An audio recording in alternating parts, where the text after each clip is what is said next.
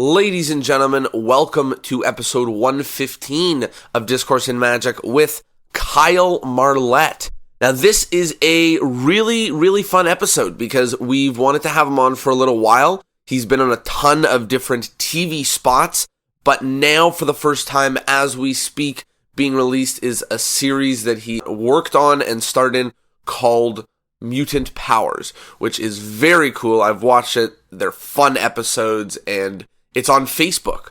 So head over, check out Mutant Powers, take a look at it. It's very cool. And otherwise, enjoy this episode. Hear a little bit about the behind the scenes and how you too can have mutant powers.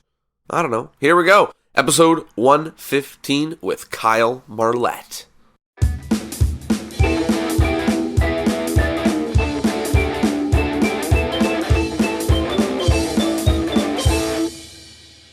Hello, everybody, and welcome to Discourse in Magic. My name is Jonah. My name is Tyler. Wake up, Tyler. I'm sorry. That's my okay. phone That's started okay. ringing. That's I'm trying okay. to silence Anyways, it. we are here with a very special guest. I am super pumped, and if you have had any part of your toe or arm or anything dipped into the waters of the Magic community, you know that he is in the process of releasing Mutant Powers, which is so exciting. We are here with Kyle Marlett. Kyle, how are you? Hey guys, how's it going? We are doing super well. Very and excited to be talking to you. Excited to jump in. How about you? I'm doing all right. It's a hectic morning, but I'm excited that I can take some time and talk to you guys. Well, we're happy to dive in and talk Magic. And We really appreciate your time. if I remember correctly, you asked specifically to get deep questions and get really into it. So that's what we're going to do Yeah. here today. Let's start at the beginning. How did you get into String Magic? What's your theory story? okay. Long story short, I saw it's a very ironic way I got started into Magic because most magicians are very anti this, but I started Magic because I saw the Masked Magician on TV Cool. many years ago, which yet again most see that as a bad thing. But it clearly started my career. So he performed the Chop Cup, and I was very young, so I didn't understand the idea of television. So like for me, I was like, holy crap, like I'm the only one who can watch this, and I'm the only one seeing this, and now I know these big secrets that nobody else knows. And so he did the Chop Cup, and but before he exposed it, he went to commercial. So I went in and got a cup, got a cotton ball, tried it, didn't work. I was very pissed. I came back and saw the secret. And then yet again, it kind of gave me this kind of like high of like, oh my gosh, I know how to do this thing that nobody else in the world knows how to do. And then I was taping refrigerator magnets in a paper cup and trying it. And so so a lot of people, I understand, the negativity behind the Masked Magician. And of course he's an asshole and everybody hates him, but it started my career, so I can't complain that much. Yeah. That's super interesting, and it also sheds a lot, and I think we're probably going to dive into it, but it sheds a lot in, the world of teaching Magic online and sharing, and there's a lot of hands up in the air about doing tutorials or not doing tutorials. And it's interesting because we've heard more and more people saying that they've got into Magic through things like YouTube. I think that's the first time we've heard someone getting into the Masked Magician, but I mean, it's basically just, it's the same thing, right? It was just, yeah. I mean, I think the difference between online tutorials via YouTube, and I mean, definitely in this generation, that is the way you learn. And I'm so happy for that because like there are so many, like compared to when I was a kid to compare it to now, there's so many amazing, talented young magicians coming up, and kids that are doing, regardless if it's cardistry or sleight of hand or, just insane close-up magic, they're doing these things that I never could do when I was a kid because I didn't have those resources to learn, and I didn't have those people to look up to and inspire to be. So when I was a kid, all I had was literally VHS tapes, the library, and the magic shop, and I wasn't exposed to a higher quality of magic, I would say. So I'm all for it. And now the difference between the Masked Magician and YouTube is that I would hope that people who are doing YouTube tutorials are crediting the right people and things like that. But in the Masked Magician case, he's just stealing anything he wants and not caring. So those are the only difference. And I would say probably the one complaint I would have about modernized teaching tutorials is that they aren't properly credited, or people think they created something themselves, but it's something that isn't theirs, and then they just go ahead and teach it anyway. I can say, and that's probably my biggest complaint about the young generation of Magic, and I think it's just solely because they haven't been properly taught. It's really the fault of the people they're learning from, and it's because those people haven't been properly taught. Right. Is properly crediting. And what I mean by that is, so there's a trick that I created for Justin Flom, and I created it for I don't really remember what video, but it's a color changing Pringles can. And it's not nearly, in no way is it like the best trick I've ever created. It's pretty cool, and no way. Yeah, it's pretty cool though. Like, I know what you're talking about. It's pretty cool. But it didn't take me much time. The method was fine. Like, if I had more time, I could have done something better or whatever. But it was very successful for Justin. And that trick has been stolen more times than I count. Like, if you go to like the Instagram Discover page, almost every day you'll see someone doing that. And it's fine. At the end of the day, I don't care. But at one point I did care, and I was like, but it wasn't me like caring that other people were doing the trick. I don't care. Do whatever you want. Like, you see my show, you like something, do it. I don't care. But the problem was I would try to explain to young magicians going, hey, I love what you're doing, but that is not your trick. And another magician has paid me a lot of money to create that trick. So not only are you technically stealing from me, but you're also stealing from the magician who paid exclusive rights to it. And you shouldn't be doing this, and you should take this video down. And I would try to explain it in a very nice way. And this is the problem with young generation. And I've tried to figure out how to teach them, and I haven't figured it out just yet. And because it always comes off very bitter and like angry. And it's the complete opposite. I'm trying to, because the problem with them is they go, well, I credited you, like I tagged you in the video. And I go, well, and my example of that is like, well, if I break in your house and steal your laptop, but like credit you for the laptop, you're still gonna be mad, and you're still gonna be upset, and you're gonna be like, hey, you stole my laptop. So they don't understand the value of like IP and the value of an idea, and the years of work that I've had to do to learn how to create magic that I create. And that is the problem. So I wish the young generation would comprehend, like, you can be inspired by somebody and take inspiration and even take methods and reinvent a better trick, because that's the whole point. There's nothing is new. We're all just recreating something based on something we've seen or learned. But you can't just take the exact same thing. And you can, but now you're not learning properly. You're going to become a hack because you're just doing what everybody else is doing. And it's just not cool. You know what I mean? It's super interesting to me that in the first 6 minutes of this podcast, we both talked about you getting into magic through someone, exposing other people's tricks that they may or may not make their livelihood on, and you being like, how can I be mad at them? And then immediately being like, but what's with all these kids stealing my tricks? It's different. It's different for so many reasons, and one of the biggest is actually comes to like Instagramification, which is that, you learned that, and then by nature you had to seek other resources and you had to send yourself into the world of magic. But if someone's an Instagram magician, they can do magic that they learn off of YouTube. Like they can churn, they can hold a deck of cards in their hand, learn it off of YouTube, turn the camera on and record it for Instagram. They don't even have to get up from their seat. They don't have to invest any time, any doll, anything. You don't have to invest anything. Yeah. You can just sit there and take something so long as you can take it. Like there's there's a lot that's different about it. I'm just saying it's super interesting looking at the times, how watching that change for you. Well, and that's the thing is, like, I would hope, like, yet again, Justin Flom and I have this kind of motto about our magic where it's like, if I do something or if I make something and you like it and you go, hey, can I do that in my show? I'm going to go, yeah, of course you can. Like, I don't care. Like, we have different audiences. We have different fan base. There's enough gigs that go around. I would hope that you take it and make it more original to you or change it to your personality and not just use my pattern or whatever. But like, I don't care. So same thing, like if a kid saw the Pringle can trick, like the method is not like the most insane thing in the world. Like Danny Garcia had something similar with a chapstick, and it's like, it's not the most insane thing in the world, but like take it and put it on a soda can or take it and put it on whatever else that makes it different. Because like if Justin Flom has already done it in a video, why do you want to do it in a video? Like you should want to stand out and be original, not just copy whatever you see. And Justin. Right. And that's the biggest thing. And, and that's my problem with, these Instagram magicians is despite what people think about like Jabrizi and Paul Vu and the other dude, the French guy or whatever, but like all these guys, they're all fine. They're fine.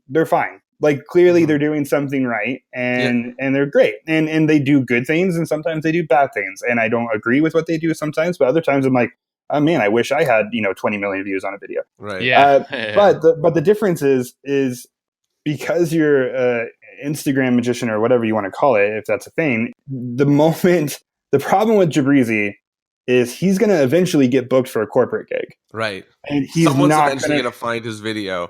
But he's not going to know what to do. Yeah. He's not going to know how to handle an audience, and he's not going to know how to present himself on stage, and he's not going to have stage material. And because you can't, but you can't. He's going to walk in and tell the audience that, and they'll. But you can't lap material. Like a friend of mine, Adam Wilbur. I like Adam a lot, and he does these videos where 99% of it is just him throwing stuff off the edge of the camera. Yeah. And I remember one time he did like this Ellen trick, and it was like a photo of Ellen changing because he was trying to get on Ellen. And I go, how on earth are you gonna, if they go, a TV producer, do this, please. Yeah, exactly. They're going to be like, do that exact trick. And then you're going to freak out and not know how to do that. And then he's going to call you and you're going to have to figure it out. And then some guy's going to steal it and then upload it to Instagram. It's a whole thing. It's a whole thing starts again. So if I had any advice for like these young magicians, it's learn properly, make sure you're crediting the right people. Don't steal anything just because you can. And also get out from behind the camera and do magic for real people, because you're going to get your heart broken because you're going to get a heckler or someone's going to call you out or you're going to get booked for a show and you're going to want to go and buy everything from a magic shop and do it right out of the box with no original presentation. And then you're not going to get booked again. You're not going to have the time to figure out how to respond to the mean comment. It's a whole thing. Your actual It's a whole thing. It just takes a long time, and that's what people don't understand. One of the things that keeps coming up that we're seeing a lot is this sort of plea for young magicians to be well-rounded magicians, whatever that means. So it often means that you're not just doing stuff online, but you can also perform close-up in person, and you can perform on stage, and you can perform. No, that's dumb. So. I mean, who's saying this? The older generation? People are saying things about like that you should have more skills. So people are saying that you can't just be an Instagram magician. You need to also be able to learn how to do magic up close or learn how to do magic on stage. Different people are thinking that people should expand their magic knowledge. I would agree to that to a certain extent, but I wouldn't agree. So like, for example, I'm a better stage magician than I am a close-up magician. Like I can do a walk-around gig for sure. Like when I was a teenager, I was doing 5 restaurants a week. Like I can rock some 3D rabbits, like it's not a big deal. But like I'm a way better personality and parlor stage magician. So could I spend the time to have chops and do a pass better? Probably. But is that going to pay my bills? No, because I have found what is my calling, and I have found what I do best. So I would disagree with that and say just focus on whatever you do best. Like if you're an insane card magician, but you're not funny and you're really awkward on stage, then maybe just focus on close-up magic and do close-up gigs, and vice versa. What is the old saying? It's like a jack of all trades, but a master of none. So like that's how I feel about it, because there's this nostalgic part of it where it's like, I really wish I could be as a really amazing close-up magician and have the nice close-up pad and do the close-up room in the castle and all these things. But I don't care. And it's better to be a master of your domain, right? Like it's better to be the best in your... Because there's 1,000 other guys better at close-up than I am. But no one can be me on stage. And that's the other thing is like, stop focusing on the magic, and I would focus on whoever you are, because at the end of the day, I can go on stage and do linking reams if I wanted to. And it's going to be great because no one can do it the way I do it because of my personality and my humor. The only reason, and I can guarantee you this, the only reason I've done the TV shows that I've done, and I've had my new series that just premiered, is solely because of my personality. Because I didn't have the magic that I've done on TV prior to doing it on TV. So it's not like I was creating these things that got me on TV. I got on TV and then I created the magic with it because people like me, they like Kyle and they leave remembering Kyle. I used to think of this whole process of where like I wanted them remembering the effects. Well, who cares if people remember my razor blade routine, but they can't put my name to my face, Right. So what was that moment like for you when you sort of solidified who Kyle is, and what was that like journey up until that point? And further, do you have any advice for people who are on that self-exploratory journey? Sure. I think the biggest recommendation is don't be fake because audiences can smell bullshit from a mile away. Real ones only. And also, and just because, for example, there are a lot of TV magicians that I think are fake. Like the person that they are on stage are not who they are off stage, and it works for them. For example, Chris Angel plays this, rock star character, but off stage, when you're alone with him, he's super chill and not that kind of extreme personality guy. And David Blaine is very, it's not who they are. My friend Andrew Main had a show on A&E, and Andrew is a big nerd and a really funny guy and a geek and loves talking about, whatever. But then on his show, he kind of had this like cocky, arrogant, kind of leather jacket wearing asshole type of personality. And I was like, who are you? Like, who did I just watch? Because you're coming off so unlikable. Like, I would rather watch a TV show with the real Andrew. And you just really kind of turned me off, like to the point where I didn't want to watch it because you were trying to be very snarky and have like witty comebacks. And so for me, it's just figuring out who you are off stage and just putting that person on stage. So for me, growing up, I was very goofy and silly and kind of socially awkward and made things more awkward than they should have been, and willing to kind of throw myself out there and make myself look like a fool in front of everybody for the laugh. And so that's who I am on stage. And I think it's progressed, and it progresses every single day. Like when I first moved to Vegas, I was all about like kind of, I don't know, like the suit jacket with the loose tie and the untucked shirt and the Buddy Holly glasses. And I have the word nerd tattooed on my arm. And like I went by like the original nerd of magic, Kyle Marlett. And I was very socially awkward on stage. And that was who I am, but it was a little amplified. And then as I progressed, and this is why, yet again, I talked about more kind of getting in front of audiences, the more stage time I got, the more comfortable I got, and the less amplifying I had to do. The more you comes out. Right. And now it's just who I am. Another reason why I kind of get booked for things and get recommended for gigs and stuff is because I'm very authentic. And that's a really hard word for people to comprehend. Like, what you see is what you get. There's nothing fake about me on stage. And like to the point where sometimes on stage, I'm very vulnerable and I talk about serious topics and I talk about things that mean things to me. And it's done in a comedic way. But that's why I asked you guys to ask real questions, because I've done so many interviews and so much press, especially recently with the show. And it's all the same questions. And I'm like, I don't care. Like, talk to me ask me about my dad dying from cancer and being an alcoholic and leaving my family. Like, that's way more authentic. And you're going to get a lot more personality in me, because I'm going to tell you this heartbreaking story, but I'm going to tell you in a way that is me and that's funny and unique and different and like how you wouldn't normally hear that type of story. Just be authentic. And that's definitely harder for kids because teenagers, they don't know who they are. They're still going through puberty. They don't know who they are. Yeah. You're also being formed by the people you're consuming around you. So I can't stand these, I feel like an old man. I'm only 26, but like I feel like an old man, because like people follow Logan Paul and Jake Paul and all these, and, David and Liza and all these social media people, and that whole world that you're watching is completely fake. It's not real in any way. Like the moment that camera turns off, those people are probably, because anybody can lease a car. Anybody can lease a car.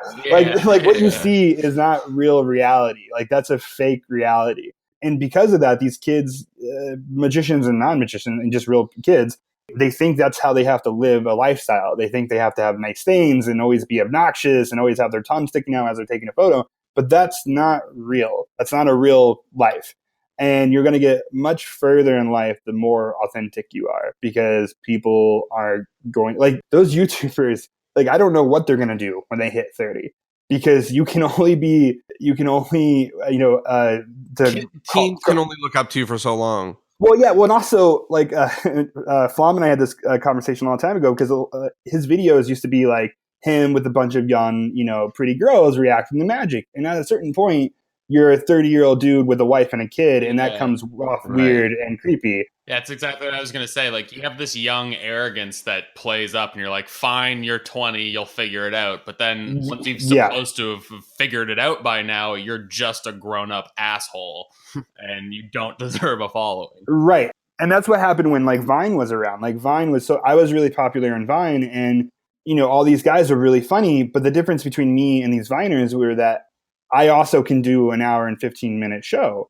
And they have this world that surrounds them in 6 seconds. So if you look at the range of Viners who were successful on Vine and then try to transition into 15-second Instagram videos at a time or YouTube, like 50% of them fell off because they didn't comprehend how to create content outside of 6 seconds. So long story short, to answer your question, it's just be super authentic. And it's going to take time, but just don't get inspired by what you see these YouTubers or, who you think you have to be. Just be you. And that is going to be the most valuable thing you're ever going to do. Yeah. And in this time that we live in with all this access to people doing different things, try to blend your inspirations. Better for you to use the idea of one person to do one thing with the theme of a show that you watch to do another. Like blend the media and the things that are around you. Like don't create just pulling from one source and one guy, because then you're just going to be a worse version of that guy. Mm-hmm. And that's one of the things that we're seeing with this YouTube and with this. I always laugh when I walk by the concert. There's a concert hall by my house. And when I walk by and there's a line out, everyone in the line is all dressed exactly the same. Sure. And you play a quick game of what band do I think is playing based on the appearance of, and that's what it makes me think of, right? Which is just like that sort of diehard band following where people dress like them and look like them and whatever. And then that's happening in things like magic, because there's magic celebrities online who are releasing magic, and you can learn their magic and watch them do hours and hours of video of performing, and then you just become a shittier version of them. Yeah, and it's not even it has nothing to do with like, even as your example for the band. Like last year, I'm a big Disneyland guy, so like I would play a drinking game at Disneyland, because you'd not like every 2 feet you would see a young girl with tight jeans on, a white tank top midriff shirt with a flannel shirt tied around their waist. And like you couldn't go 2 feet without seeing a girl like that. And it's like, why are you just being like everybody else? Like, why are you doing this? Like, why don't you want to be different? Like, why would you want? And it's like this. And so same thing with magic. Like, I like Chris Ramsey, and we've worked together in the past. But like, take what he's teaching you and use it in your show or your act or whatever. But don't be Chris Ramsey. Like, don't be that guy. Because that's him. Like, why do you want to be him? I was just thinking, about the whole, like, why don't you want to be different? Yesterday, I saw a teenager on the subway who just looked exactly like me in high school. And he was just like wearing really baggy pants, had super long hair. He wrote in Sharpie all over his clothes and shoes. And it said like Slayer and all this metal stuff. And I was like, I see that you're trying to be different by like committing to a different culture. But you're me. But like, you're just confused. Like, you can still listen to the music and not dress like that. You know what I mean? Like, I'm still a metalhead, but you can't point me out on the street. So let's talk a little bit about the other half, which is, you go on stage and you try to be yourself, but the magic now has to be great. So you are known as a creator. You've created for some amazing people. And I'd love to know your advice on creating magic, what that takes, and, what some actual real take-home advice is for people so that when they're doing their shows, they're not doing other people's tricks, or they're doing something interesting or unique, or creating something that hasn't been seen before. So what sort of advice do you have for us? Well, I mean, to just correct you a little bit, you just said that everything that I have to do has to be great or something like that. That's completely wrong. Like I struggle every single day. Like every day of my life, I struggle where I'm not happy with my material, and I wish I was doing better material, and I have this conversation. I have like a core group of friends, and we have this conversation every day. And if I told you who this group of friends, it's the plight of the artist, you know? right? And if I told you who this group was, you would be like, get the hell out of here, because like other magicians or other people probably look up to this group of magicians so much and think that they're just the bee's knees, but really we struggle every day. So long story short, I don't have an answer, but I have things that I have figured out. So I mean, actually a really difficult question to answer, because all I do is figure out, well, I don't want to do this because of XYZ, whatever reason that is. So I have to figure out, okay, I need an hour of material in my show. I don't want to do this. So what is other magic that I can do? Right. What is other magic Sounds like the way I create. Yeah. what is other magic that I can do? Or what is an interesting plot point that's different than than I'm used to, and what objects do I want to use? So like, for example, when I create magic, like I kind of have these criteria. So it's like the magic has to be organic, so organic items in some capacity, whatever that means. And even if it's like an illusion, let's say I'm doing a big stage illusion on stage, not that I do that, but if I was, I would build an origami, or I would have a origami built or whatever. But instead of having it chrome plated and looking really nice, I would build it to look wood, like a wooden box, because that's what it is. And my whole philosophy is, if I bring an object out on stage, I want people to know what it is, because if they don't know what it is, they're automatically going to get suspicious. And they're already suspicious because they're at a magic show. So people come to a magic show because they don't know how it's done and they want to try to figure it out, or they're intrigued by how it works. So they're already suspicious. So if you bring out this big, huge, giant box that is a box that nobody's ever seen before, and all of a sudden you get 4 girls appear out of the box. Well, they might not know how it works, but they clearly know it's a magic box because they've never seen this box before. But if you brought out like a dumpster and like showed it empty, and then all of a sudden 4 tricks came out of a dumpster, well, then it's just a dumpster that you got backstage in the alley behind the theater. Yeah. And even though it's still a magic show and they're still going to be suspicious, it's now less suspicious, if that makes sense. Mm-hmm. So for me, I think it needs to be suspicious. And then I also think I try to make magic as visible as possible. Like, I think, if you think about the classic, what is a magician, classic kind of Mickey Mouse, wizard, Merlin, that sort of thing. In those cartoons, Mickey Mouse would clap his hands and all of a sudden brooms would start walking around, or, a flash would happen or whatever. So I think magic should be as visual as possible. And it's funny I say that, because there's a new segment in my show which magic kind of all happens within the senses, so there isn't anything visual. But what is great is that the girl, or the person that I bring up on stage, she like loses her mind and like craps her pants. So there's still something visual for the audience to see. So I think magic should be as visual as possible as well. So those are like my criteria of creating magic, and also knowing who I am as a person. Like, it doesn't make sense for me to do certain magic, and I know that.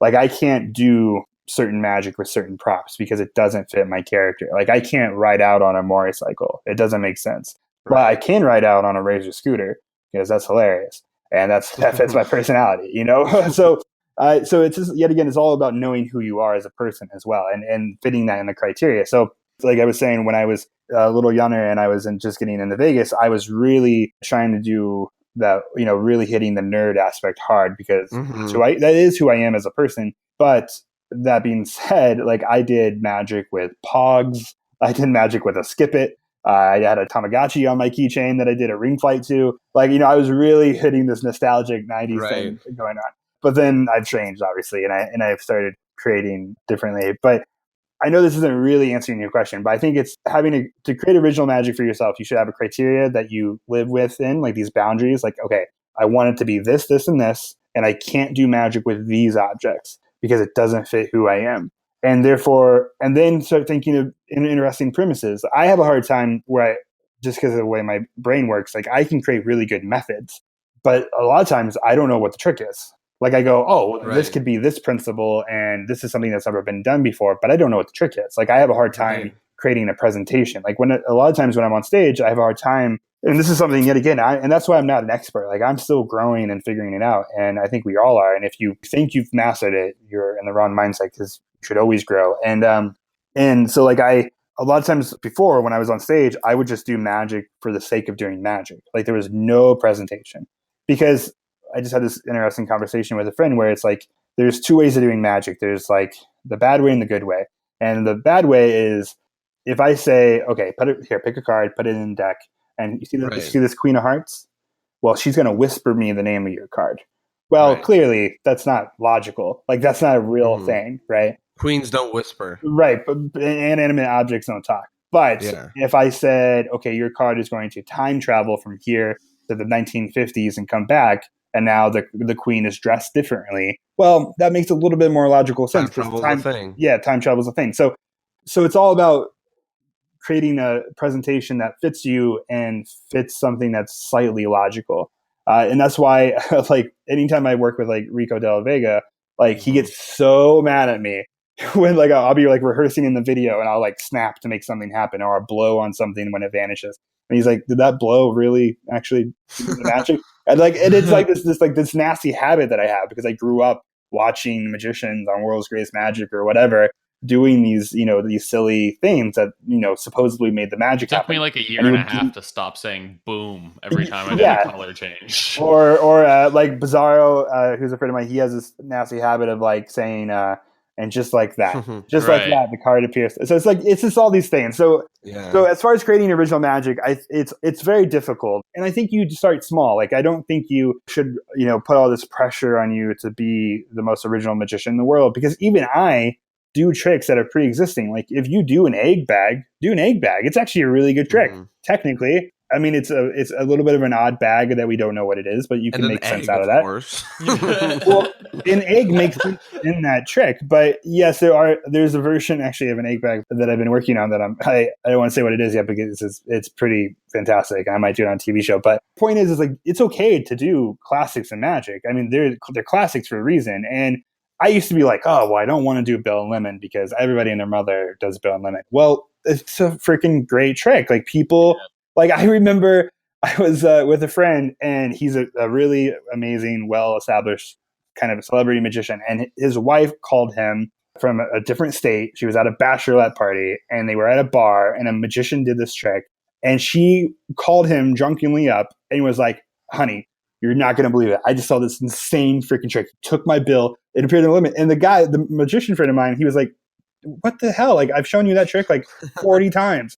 And she wasn't remembering it correctly. And for her, that was the most mind-blowing thing ever. So it's perfectly fine to doing classics and magic, because I don't think people have seen magic as much as we think they have seen magic. Like, I always have this mindset, well, like, I can't do this because this guy over here does it. Well, no one cares.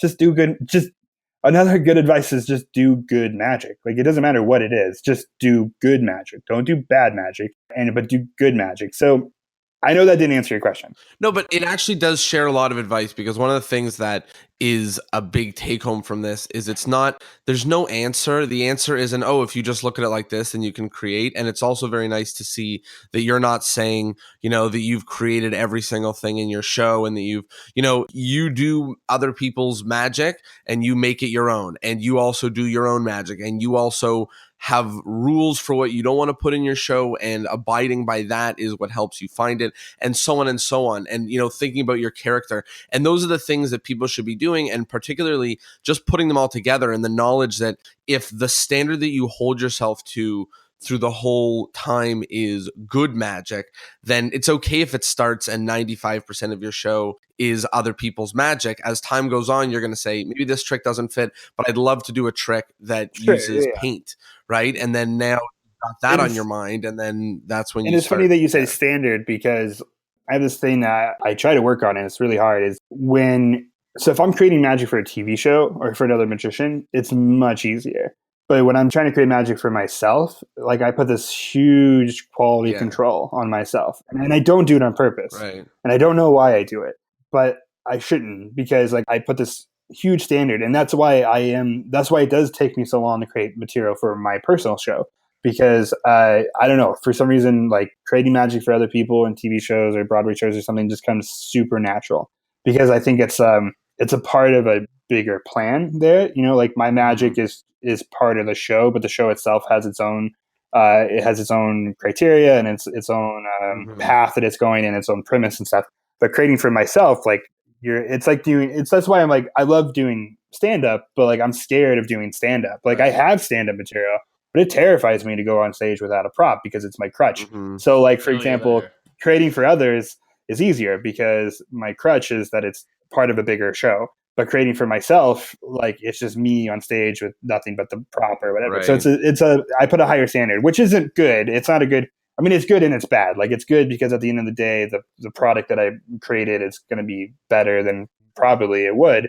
But it's bad because I don't create as much for myself as I would like to. That's another thing I wanted to talk a little bit about before we wrap up is what do you think makes a good magic consultant? There's a lot of people who are sort of taking that title upon themselves, but I don't know that they're necessarily qualified to consider themselves. They're not. So I'm assuming you have some pretty passionate opinions on this topic. So, well, I do and I don't. Like, I'm not really the right person to ask that question. Like, you should really talk to like a Rico or a Danny and guys like that. But like, I'm still new to the game in a certain way. And so, first of all, these people, I fell into the traps of these young people are falling into, which was like, I looked up and I was like, look, well, at the time, like my show wasn't doing really well and I wasn't getting gigs or whatever. So I was like, well, I'm creating magic for myself.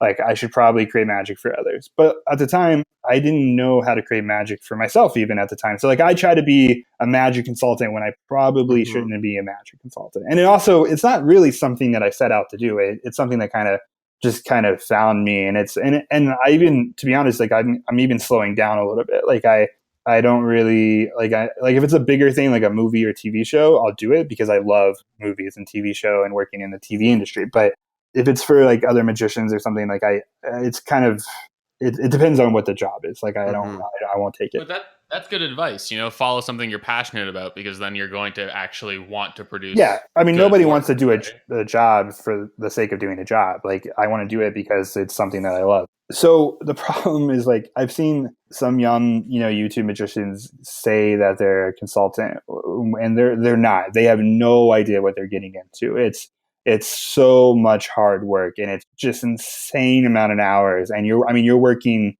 22-hour days sometimes and it's just exhausting. And like, that's just like pre-production. And then when you get into like, I was lead magic consultant on Justin Willman's new Netflix series, and it's just hours and hours and hours of work. And then it's even harder because you do pre-production, which means, you just have all day, every day to create the magic for the show. But then let's say you have 3 months. Well, then the problem is when you start creating the magic, the material that they're writing for the show changes every single day. So every single day they bring you in new things. So then you have to stop working on what you were working on because they want to see an example of what they now want. But you still have to come back later and work on what you started. And then eventually you start filming the show, and you still have to be building and creating magic as you're filming the show, which is nearly impossible because you have to be on set, helping pull off the magic. So then you film for 15 hours a day, and then you have to come back to the office and create magic and throughout the night, and then wake up at 5 a.m. to be on set. So these guys, because they think they can take, a pre-existing magic trick and make it slightly original, think that's what a magic consultant is. It's not. It's much more than that. And something that I've learned, and also when for the most of the part, whenever I consult with someone, it's more like on a one-on-one basis, or if I'll do pre-production and I won't be on for the show or whatever it may be. But the times that I've consulted with like groups of friends or, groups of consultants, and something that Rico and Danny and Lisa and those guys are so advocate about, and it was very difficult for me to learn at first, and we bumped heads a lot, was because for them, it's not about who creates the most for the magic. It's who creates the most magic for the show. It's about the show is a great show, and the show has the greatest magic. So it's not about who has the most credit, who created what. It's like a team and it's like a family-based thing. And that was hard for me to kind of comprehend because I was so used to doing it on my own. So like there were times where, some person they have a trick that's for the show and they're filming the trick. And I would just stand back because I don't want to get in the way because it's not my trick. And that's not the right attitude. The right attitude is we're there for each other at all times, every single day, every single minute. So like if I'm creating a trick, Rico knows the in and outs of my tricks. because if I have to go back to the office or if I'm in the bathroom or something and something breaks, he needs to know how to fix it, and vice versa.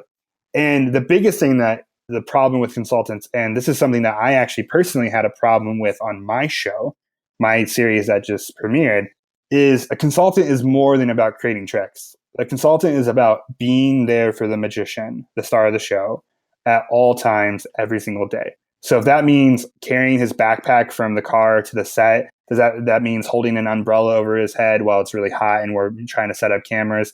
If that means going and getting him a water or LaCroix at all times, like it's holding his phone, holding his car keys, and making sure that there's good magic and watching the monitors. So it's so much more than what people think about it.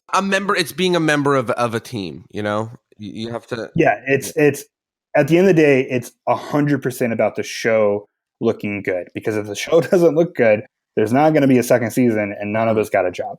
So it's all about creating the best magic and helping the magician, whomever it is, or the show or the team or whatever, look as amazing as possible. And so that's what it's about. And so I think a lot of the times these young guys who think they want to be a consultant don't understand the amount of work that goes into it. They think it might be sitting around pitching ideas and making magic tricks, but it's so much more. So I don't remember exactly what your original question was, but you answered it. Yeah, Definitely along the hit right all the tracks. points. So I wanted to dive in and talk about the new series Mutant Powers, and I wanted to sort of come at it at the beginning from a little bit of a different angle, which is that, we live in such a fun time right now in the amount of magic that we are seeing on TV and on YouTube and in live theater. And I mean, you're no stranger to those types of magic, but usually when you are on TV or in the past, a lot of the times you're the one on the stage on whatever it is, whether it's a talk show or a Fool Us or a Wizard Wars or something of that nature. And it's cool to see sort of a ground up production of a magic show. So I'd love to hear you talk about a little bit between what the differences are of those and sort of why you lean towards and created this Mutant Powers. So the question is the difference between doing like a one-off and a production. Yeah, and what it's been like, what the difference is like for you, because people, everyone's trying to get on TV and get shows produced and all this different stuff, and just it would be cool to get a better understanding of what all of that's like. I think everybody wants to be on TV, but they're not ready to be on TV. So, for example, I remember when I was young and I would submit all the time. I would reach out to The Tonight Show and Ellen and The Today Show. I would reach out to them like, hey, put me on your show.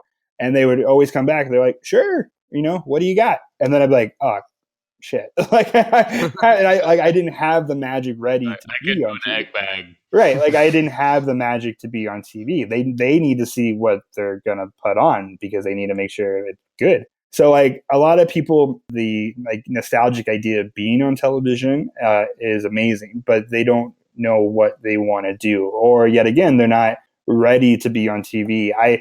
One thing that I've struggled a lot with is like, don't pull the cart before the horse. So like I've been pitching a TV show starring myself, not even the Mutant Power show, just another TV show. I've been pitching that show for 6 years and nothing. And when I look at it and when I look back, I go, well, I'm really happy that I didn't get my own TV show, because I would not have been ready for it. I would not have known. I wouldn't know production. I wouldn't know how to create magic. I wouldn't know how to be on front of a camera. Not a lot of magicians have been in front of a camera. They don't know how to perform for the camera, because at the end of the day, even if there's a live audience like at Fool Us, who cares about those people? Like you're performing for the camera. So it's like this whole process. So I'm so grateful that I got these other opportunities to be on TV as one-offs before I sold a series, because I went in knowing so much more.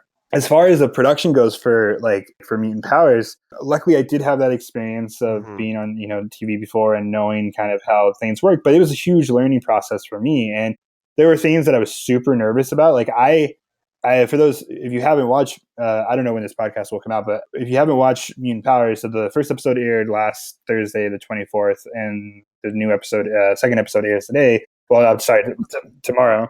Are they coming out once a week? Yeah, every Thursday. Okay, so there should God damn it! You're should gonna be- destroy our listening. Yeah, we shit. come We're out every Thursday. Yeah, what's that? Well, now everyone has 2 things to do on Thursday, but yeah, it'll be probably up to episode 4 or 5 by the time this comes out. Okay, so so you can go and binge it and watch it and stuff. But the point is, the show is a magic show, but it's not a magic show. And there are times where I'm doing magic, but there's also like 3 minutes of the show where I'm not doing magic. And that was really nervous for me. Like that was nerve-wracking for me because I had never been on camera with not having the idea of doing the magic trick. So like I didn't know if I was going to be funny enough. I didn't know if I can hold myself on camera enough. Like I didn't know these things. And that was really, really nerve-wracking and probably the thing I was most nervous about. And then you have all this anxiety of like, are people going to watch the show? Are people going to like the show? And the whole goal of doing a show is so then you can take that and go sell another show. Right. And like, what if it doesn't get views? And then I can't sell another show because I didn't know no one watched my first show. And it's like all this anxiety. And like there's this thing that happens with probably every single person, unless you're like an incredibly like famous TV star and you're just doing TV shows constantly. But this is like your baby, right? Like this is your baby. And someone gave me a piece of advice because a lot of times if it's your first TV show, a lot of times you become like a pretty much like a bitch on stage, on camera, like or on set, that is. And you become like this prima donna because no one is going to care about your show as much as you. And that was really difficult advice for me to handle because I was like, no, what are you talking about? Like, we're all working so hard on this and like we're late and we're out of time and we didn't get to film that trick again. And we should have because it didn't, whatever. Like there are things in the show that I'm not proud of. Like, I mean, I'm proud of it, but like, I wish I could have done it again. Like, I wish I could have got another chance to perform it because unlike other shows, we put these really strict guidelines on our show where it's like, everybody's a real person. No one, and I say that not as a stooge, but a lot of magic shows, they cast people. Right. Like Carbonaro and even other shows, like those are casted people. They might not know they're going to be on a magic show, but they know they're going to be on camera. But for us, these were real people on the streets that we had to beg and stop and like beg them for us to show them a trick.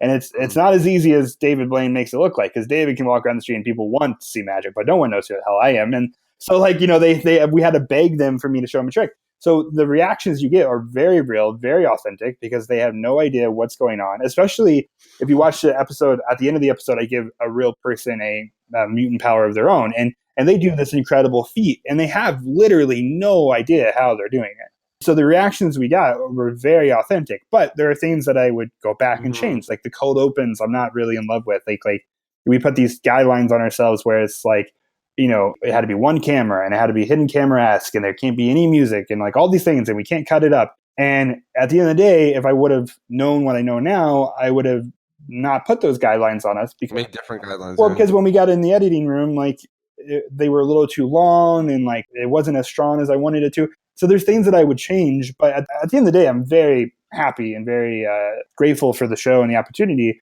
And it's getting a lot of really amazing traction right now. Like oddly so. Like I haven't seen one troll or one bad comment. It looks fantastic. It's a great looking thing. Thank you. And it's also a really fun show. And also at the end of the day, the show that I produce is the show that is who I am. And yet again, all these years of working and defining on who I am and being authentic, that all led to this show and will lead to the next show. Because if you watch the show, the comedy that's written, because it's a really funny comedy driven show, and the style, like one thing, and you will learn, I'm kind of jumping around, but like you will learn what you need to fight for also. Like at the end of the day, it's a team effort, and a producer might go, hey, we don't have the money for this trick, and you might be pissed and whatever, but you can't fight that. You can't be mad at that because they're just doing their job, because that's why you have a supervising producer to make sure we don't go over budget, because if you go over budget, you're in big trouble. Yeah. But like the outfits that I would wear, like the clothing that I picked with my stylist, like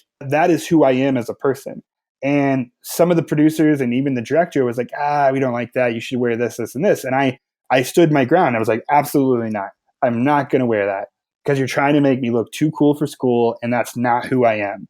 And like I had to fight with that, and I had to stand my ground. And the only reason I did that was yet again because I spent all this time figuring out who I am and being authentic.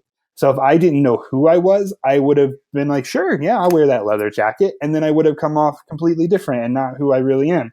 And it also wouldn't have matched the comedy style. Like you Right. can't be really funny and kind of nerdy and goofy on camera. And yeah, so it's like this, it's the whole thing. So, I mean, producing a magic show is, and yet again, it's so much work and it's just so long of hours. And we're creating, 30 original tricks for the show. And then who knows what's going to make the cut. So they all have to be really good. And who knows what reactions they're going to get. And for me, I mean, it's a mini series. So we don't have the money that the Carbonaro or Blaine or any of these guys have. So we only had, I don't know, like $300,000, which is not a lot. And in TV terms, like that's, most shows have $500,000 an episode, and we had $300,000 to produce 5. And so therefore it was just me and Bizarro as my main consultant. And like, that's all we had. It was just me and him in a room trying to work with what we had and making all this magic. And I had help from like Ed Alonzo and guys like that for the bigger pieces, but like it was just me and him. But luckily, and it's all about also finding the team of people. So ironically, when I was on the Tonight Show, which was my first television appearance, the executive producer who got me on the show, or segment producer who got me on the show, was Chris Chelko, who you might know because he produces the Whispering Imp Stex. He's a really good friend of mine, and we became really good friends. And it was very serendipitous because he was really best friends with Justin Willman at the time, and it was like this weird, like we all became really good friends. And I brought Chris on for my show because he's always been there for me, and I knew he was going to help me produce the best show possible. So it's all also about surrounding yourself and people that you trust and people that you believe in and who believe in you and want this show to be successful. And there, when you produce a TV show, there is going to be that mean, angry stepdad that you don't like, which is normally the executive, the supervising producer, the money person. And like, what's insane is that we filmed my entire series in 5 days, which is crazy. I know it's crazy, but literally that's all the money we had, because what people don't understand is they're like, oh, well, it can't be that expensive. You have a couple cameras and whatever, but you don't. Like you have 2 cameras. So that means you have 2 camera operators. You have 2 assistant camera operators. You have the director. You have a sound guy. You have a stylist. You have a makeup person. You have 5 PAs. You have an office PA. You have the writer. You have a locations coordinator. You have 3 executive producers, 4 including myself. You have a magic consultant. Like all these people have to be paid. Whoa. So like, and if you only have, X amount of money, that goes very, very quickly. So we filmed 3 days on the street and 2 days in the studio for the warehouse scenes, and which is insane, which is why there were things where I'm like, I really wish I could have got a better reaction or this or that. But at the end of the day, I'm very proud of the show, but it was an incredible learning experience. And for people who are trying to sell a TV show, do it. Like you're going to try as much as you can. Like it's going to take forever. You're probably going to get a million no's. Like what's crazy about my show, and then I gotta run in a second. What's crazy about my show, and this is, I'll tell you, a real good learning experience. So 2 years ago, I had a meeting with a production company called 44 Blue, and they just produce TV shows. And I pitched a different magic show. Didn't hear back. It is what it is. That's normal. 2 years later, last July, the producer that I pitched to 2 years prior now worked at Mashable, the company, and was like, hey, I work here now. They're looking for, these type of shows. I pitched you. Would you be willing to do a shopping agreement? And if you don't know what a shopping agreement is, basically you have an idea for a show. Production company wants to help you shop it to networks or studios or whatever to sell the show. So a shopping agreement is for you to be tied with that production company. So basically it depends on what the agreement is, but they have 6 months to try to sell the show. If they don't sell it, all the rights revert back to you, and you could go sell it elsewhere, or 9 months or 12 months or whatever the agreement is. But what's crazy is we were going back and forth contractually with the shopping agreement to, my lawyers and their lawyers. It's a whole process and it takes forever. And before we could even sign that shopping agreement, they pre-sold the show to Facebook, which is crazy because they shouldn't have told me that, because at the end of the day, that means the ball's in my court and I can contractually do whatever I want. But they had to go. But here's where things get real crazy. 2 days after we signed contracts and Mashable signed contracts with Facebook, 2 days after, Mashable, the company, got bought out and got acquired by a new owner. And if you don't know what that means in business terms, normally 99% of the time when that happens, everybody gets fired. Right. And the new owner brings in a new team. Right. So I saw this on Twitter first. And so because it's a multi-million-dollar company and they got bought out. So I saw that on Twitter first.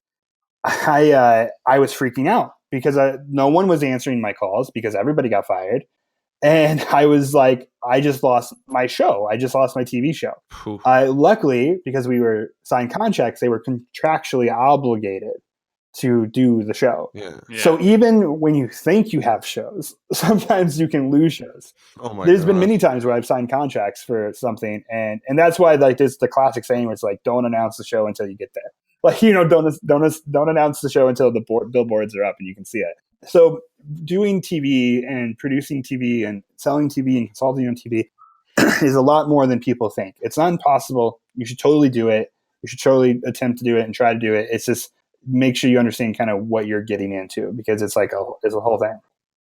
Yeah. Can fall out from under you. How much work is there, and making sure definitely not to do it before you're ready, which is a good piece of advice. I know you have to go. We have the 5 quickest wrap-up questions in the world. Can we plow through them?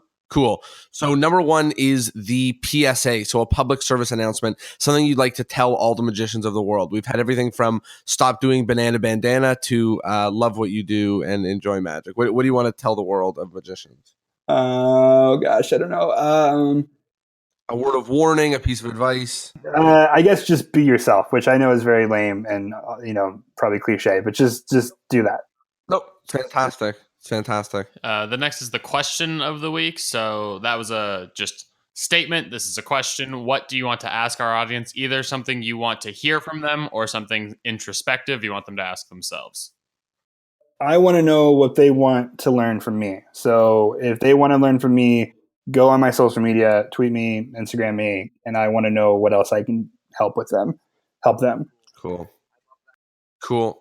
I love that. The next part is our endless chain. So in order to keep the podcast going for eternity, we have each guest recommend another guest that absolutely has to be on. So who do you think we absolutely must? Oh, I don't know who you've had or who you haven't had. You can name a few, and I'm sure you'll find a fresh one. Well, if you want to learn more on TV, you should have Chris Shelko on your show. More about producing TV. I would suggest having a non-magician on your show. Like have a stylist on your show and talk about how to style clothing, or have a writer on your show that's just a comedy writer, or having just a TV producer who doesn't even produce magic shows on your show. Because I think it's going to be really beneficial for magicians in any capacity. I love it. See if we can get out of this loop. Yeah. The next is our favorite part. We each go around one at a time and highlight something from the episode we think is notable and worth remembering. I'll start. I really enjoyed the classic be yourself message. I think that it rings through a lot of the time in our episodes, and it's important to always remember. But more than that was the idea that you need to sort of let your ego go, let yourself go, and work as part of a team when you are trying to do just that. It's the number 1 thing that should always come forward, no matter what the production is whether it's a show or like a TV show or a stage show, is magic first, and the audience is most important. Jonah, what about you?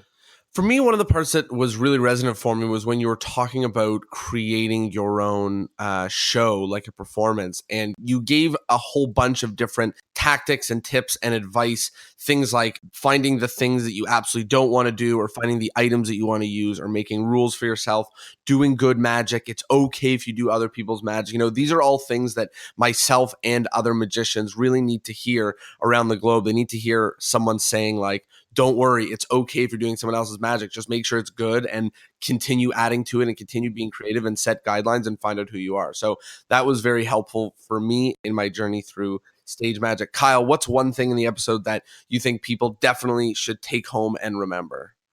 I'd probably say similar to what you said, which is just mostly for any young magicians or any magician that's just starting out, is just learning to be authentic and being personable and likable. Because I think if magicians focus more on that, and if that means via social media, via the magic you do in the show, your personality on stage, I think you're going to see a huge change in the amount of gigs you're getting and the amount of social media interaction you're getting, because you're going to stand out from other people. And I would hope that I am an example of that. Well, we absolutely love it. The last and final thing is the plug. I'm obviously going to take this for you because I'm very excited about it. But if you're at home and you haven't yet, please go watch Mutant Powers. They're short. They're awesome. You'll be able to binge them all. It's very exciting and it's cool magic. And because it's on Facebook, you can give it a share and spread the word. So my plug for you is to go check out Mutant Power. Is there anything else that you would like to plug for people to find you online? Yeah, just follow me on social media at Kyle Marlett everywhere. And then, the show, Mutant Power, is on Facebook Watch. It's completely free to watch. All you have to do is go to Facebook and search my name, Kyle Marlett, or just search Mutant Powers, and it will come up, and you can subscribe to the channel. And even after the show wraps up, we're still going to be showing original content to that page. And even after the episodes, there's like behind the scenes footage that gets, posted on the page and things like that. So just go watch the show. And also, as you said, please share the show, because at the end of the day, I would like a second season or to take this elsewhere. So the more views we get, the more shares, the more interaction we get, the easier that is. So if you do like it, please share. If you hate it, please share it, because at the end of the day, we just need those views and those shares. So I appreciate it very much, guys. Thank you so much for having me. Amazing. And Kyle, thank you so much. Awesome interview, and super pumped to share this with the world, and super pumped to put some of your advice into action. And again, a big thank you to everyone at home for being here for the episode. Thank you guys so much, and we will see you all next Thursday. Take care.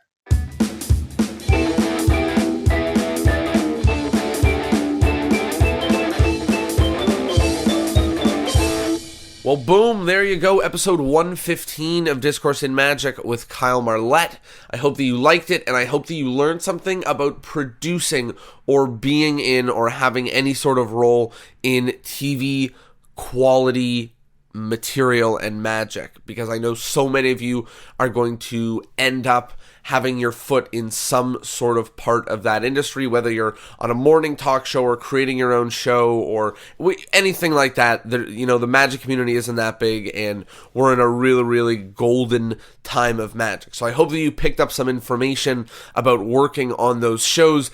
Also another thing I wanted to touch on is just how interesting it is that we are living in a time where in real time we're watching the transition from TV to internet. We all know people who used to have cable but don't have cable anymore because just Netflix and the internet and YouTube are better resources for them. So it's super interesting to watch and hear and learn from somebody who has succeeded in the old television, which is television, and now is really thriving in the new television with his show Mutant Powers on Facebook. So go check out Mutant Powers on Facebook. It's an awesome show, really funny. And otherwise, I will see you all next Thursday. Peace.